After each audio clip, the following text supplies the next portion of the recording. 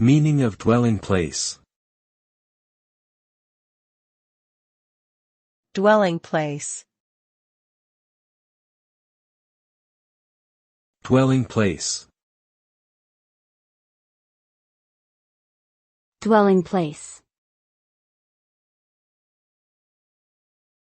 Dwelling place. A dwelling place refers to a location where someone lives.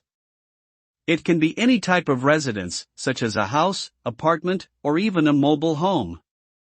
The term is often used in a poetic sense to describe a place where someone feels at home or has a strong emotional attachment to.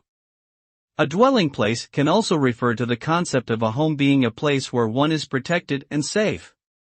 Ultimately, a dwelling place is somewhere that provides shelter, comfort, and a sense of belonging for the person who lives there.